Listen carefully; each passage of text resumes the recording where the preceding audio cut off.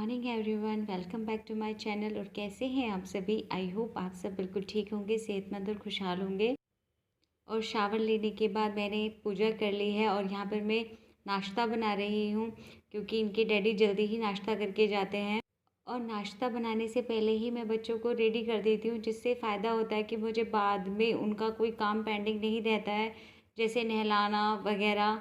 और यहाँ पर बच्चों की डिमांड पर मैं स्क्वायर शेप के पराठे बना रही हूँ क्योंकि मेरे बच्चों को अलग अलग शेप के पराठे खाने पसंद हैं।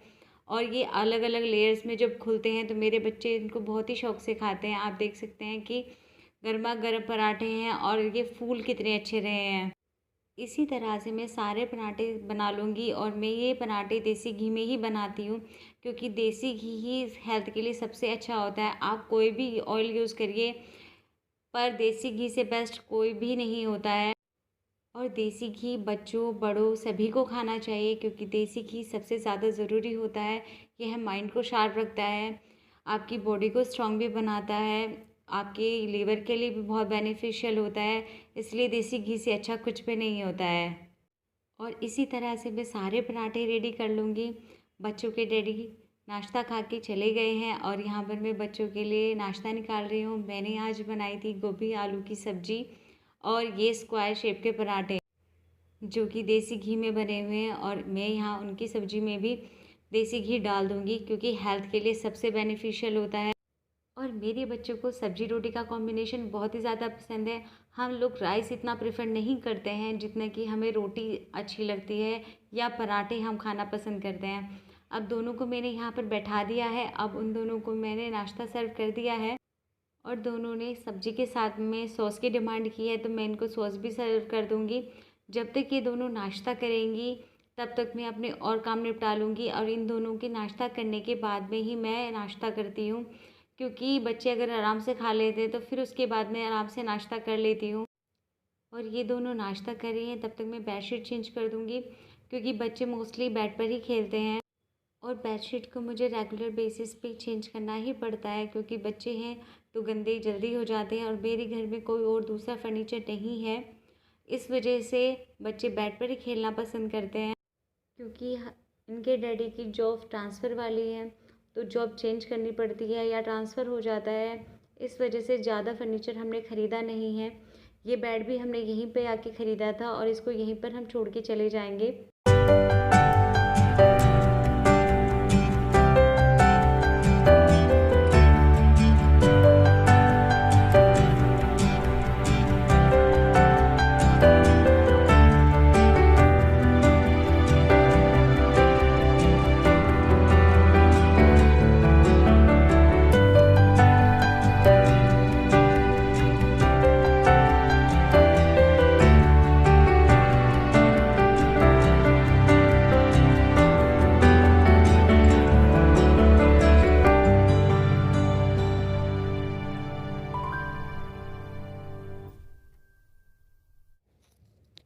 और बेडशीट बिछाने के बाद में पिलो कवर भी चेंज करना बहुत ही नेसेसरी होता है क्योंकि अनइवन लगता है और ये भी गंदे हो ही जाते हैं।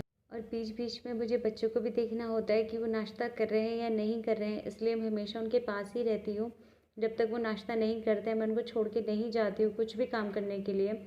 और बेडशीट बिछ चुकी है और रूम बिल्कुल साफ़ मैंने कर दिया है तो बच्चे यहाँ पे नाश्ता करने के बाद आसानी से खेल लेंगे। बच्चों के नाश्ता करने के बाद में मैंने भी नाश्ता कर लिया था और अब मैं यहाँ पे किचन की सफाई कर रही हूँ।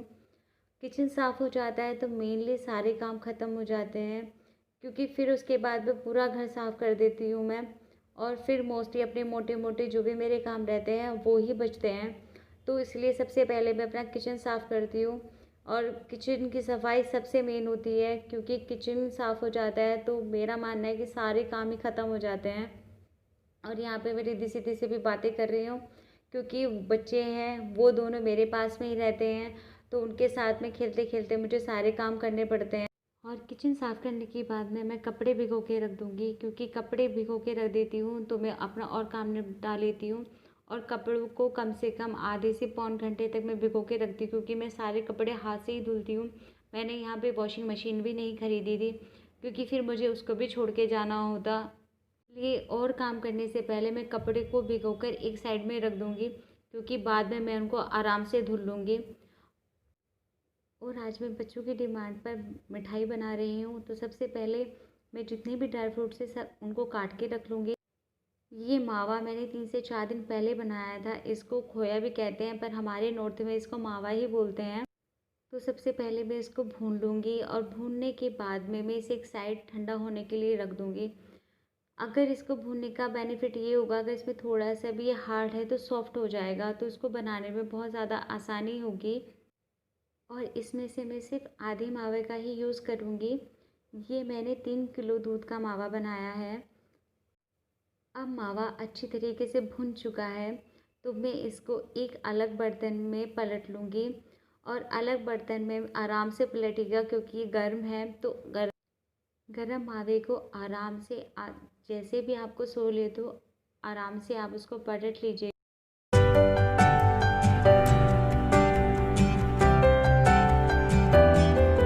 और जिस कढ़ाई में मैंने मावे को भूना है, उसी कढ़ाई को मैंने लिया है, क्योंकि मावा ही लगा हुआ है, धुलने की कोई ज़रूरत मुझे महसूस नहीं हुई। और यहाँ पर मैंने 1.5 गिलास चीनी, यानी कि आधा किलो चीनी है, और आधा गिलास से भी कम पानी लिया है। और उसके बाद में मैंने गैस को ऑन किया है। और पास में जितना भी मावा लगा हुआ था, मैंने उसको अपने स्पैचुला की हेल्प से निकाल लिया है। और ये चाशनी हम बना रहे हैं, इसको लगातार चलाते रहना है। इसको तब तक चलाते रहना है जब तक इस पे बबल्स ना आने शुरू हो जाएं और चीनी अच्छी तरीके से ना घुल जाए। और आप देख सकते हैं कि मेरे चाशनी में बबल्स आने शुरू हो गए हैं। और बीच बीच में मैं इसको चेक भी करती रहूँगी, क्योंकि मुझे एक तार की चाशनी तक इसको चलाना है। अभी भी ये चाशनी तैयार नहीं हुई है, तो इसलिए इसको लगातार मैं चला रही हूँ। और यहाँ पर आप देख सकते हैं मैं चेक कर रही हूँ कि एक तार की चाशनी बन चुकी है। एक तार की चाशनी का मतलब है जब भी आप फिंगर्स को दबाते हैं तो वो जो बीच में तार बनता है वो टूटना नहीं चाहिए। इस कंडीशन में मैं मावा ऐड कर दूँगी। मैंने आधा मावा ऐड, यानी मैंने 250 ग्राम से भी ज़्यादा मावा ऐड किया है।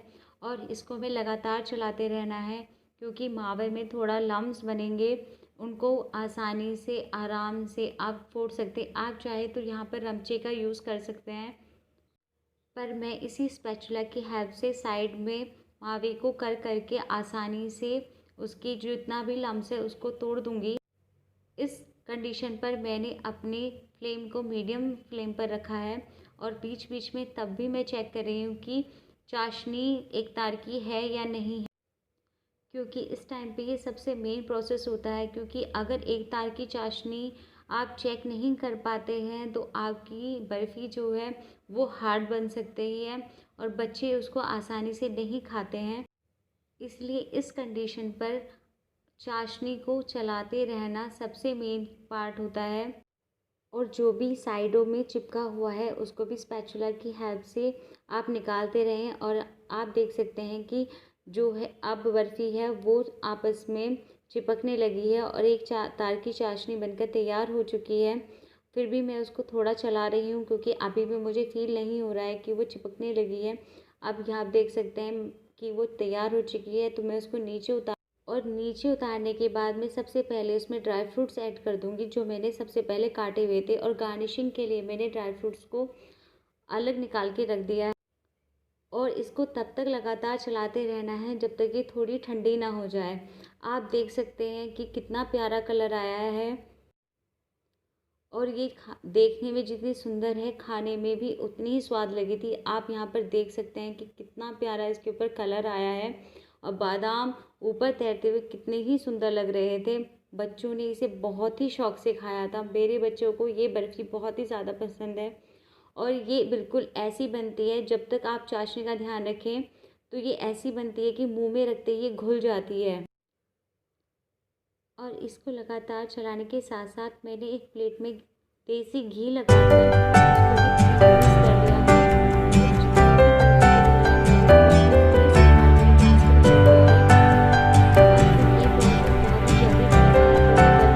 स्टार्ट हो चुकी है। अगर आप थोड़ी भी देर करते हैं तो कढ़ाई में ही जमना स्टार्ट हो जाएगी। और यहाँ पर मैंने ड्राई फ्रूट्स अलग काट कर रखे थे, उससे मैं अपनी बर्फ़ी की गार्निशिंग कर रही हूँ। और आप देख सकते हैं कि ये देखने में कितनी सुंदर लग रही है।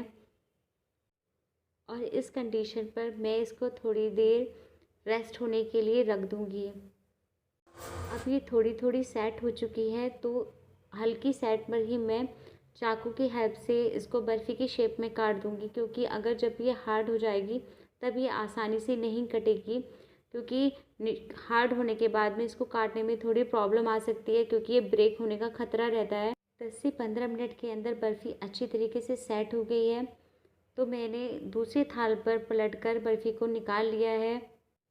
और जो बर्फ़ी आसानी से निकल गई वो मैंने उसको आसानी से निकाल लिया है, और जो नहीं निकली है, क्योंकि इस पर मैंने निशान लगाए हुए हैं, तो स्पैचुला की हेल्प से उनको मैं ईज़िली निकाल।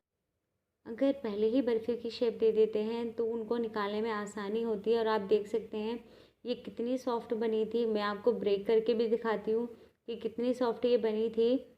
आप देख सकते हैं कि आसानी से ब्रेक हो रही है और खाने में भी बहुत ही अच्छी बनी थी। इसी तरह मैं सारी बर्फ़ी को निकाल लूँगी। और मेरे घर में कुछ भी सबसे पहले बनता है तो सबसे पहले मैं भोग लगाती हूँ। तो ये मैंने भोग के लिए प्रसाद निकाल दिया है और मैं यहाँ पर भोग लगा दूँगी। और अब मैं बच्चों को भी बर्फ़ी देने के लिए जा रही हूँ, जिनकी डिमांड पर ये बनी है। ये कैसा बना है? कितना अच्छा? सोनी कैसा बना बेटे?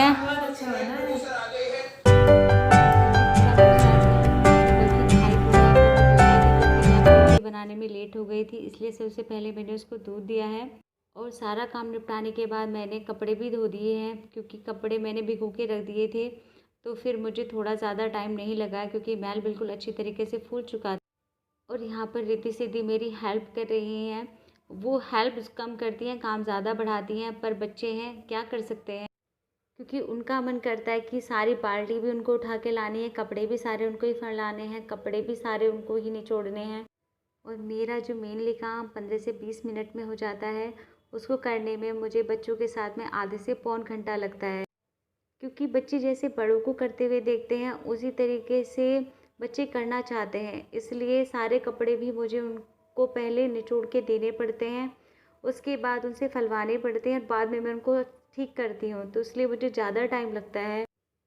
रिद्धि सिद्धि कोई भी काम अगर सीखना चाहती है तो मैं उनको पूरा सपोर्ट करती हूँ, उनको सिखाने की कोशिश करती हूँ, क्योंकि ये बच्चे का मन होता है। और कोविड-19 की वजह से बच्चे कहीं बाहर भी खेलने नहीं जा पाते हैं, इसलिए मैं उनको घर में अपने काम के साथ साथ ही बिज़ी रखती हूँ।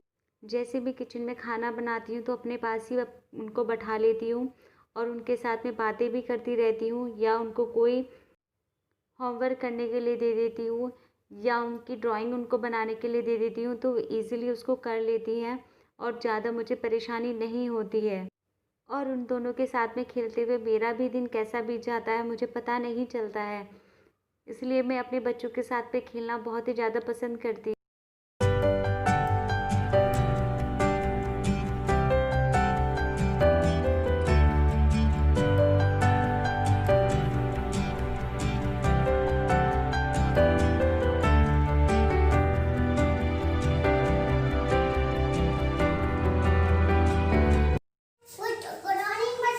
Good morning ma'am.